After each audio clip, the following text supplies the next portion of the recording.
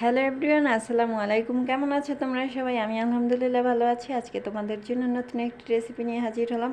আজকে তোমাদের আমি দেখাবো বেশি মেহমান আসলে কিভাবে তোমরা বাসাতেই রোস্ট রান্না করতে পারো হোটেল স্টাইলে। চলুন শুরু করা যাক। প্রথমেই আমি এখানে একটু সয়াবিন তেল নিয়ে নিলাম, আর এখানে আমি একটা ব্রয়লার মুরগি ভালো সাইজ করে ভালো মতো কেটে নিলাম।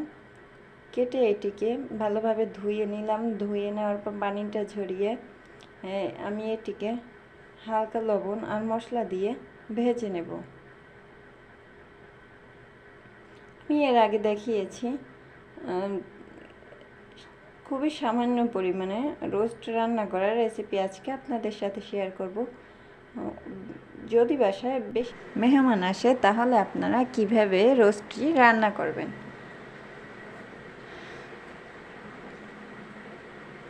আমি এটি সম্পূর্ণ চুলায় রান্না করব। আমার রোস্টগুলো ভাজা হয়ে গেছে, এখন আমি চলে আসলাম সম্পূর্ণ রান্নার কাজে।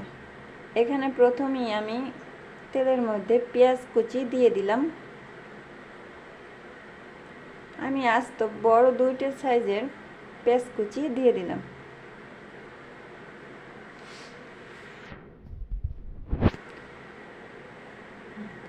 তার মধ্যে দিয়ে দিলাম আদা বাটা,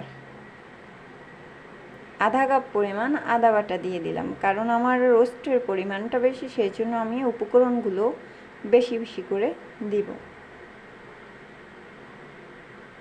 তার মধ্যে দিয়ে দিলাম রসুন বাটা 2 টেবিল চামচ।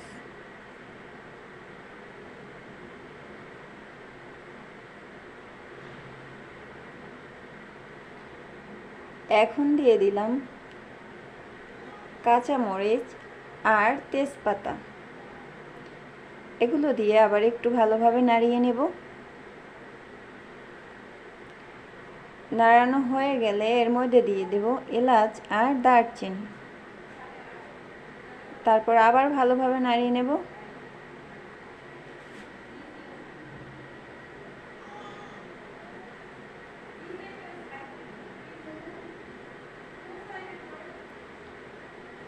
এরপর দিয়ে দিলাম বাদাম বাটা,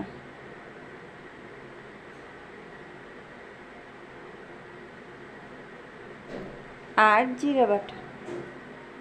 দিয়ে দিলাম একটু পানি।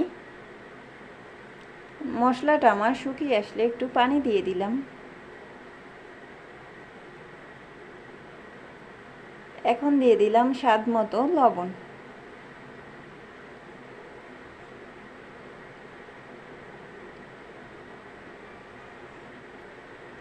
লবণটা দেয়া হয়ে গেলে এখানে আমি দিয়ে দেব 1 কাপ পরিমাণ টক দই।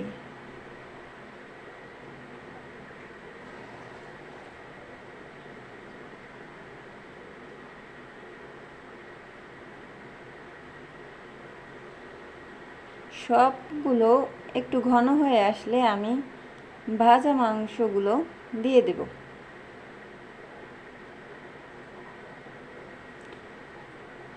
দিয়ে সব রোস্টগুলো আমি মশলার সাথে মিশিয়ে নেব।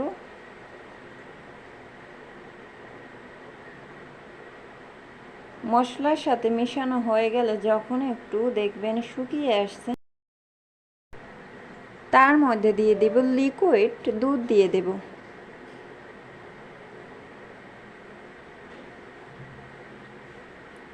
দুধটা দেয়া হয়ে গেলে আমি ভালোভাবে একটু নাড়িয়ে নেব।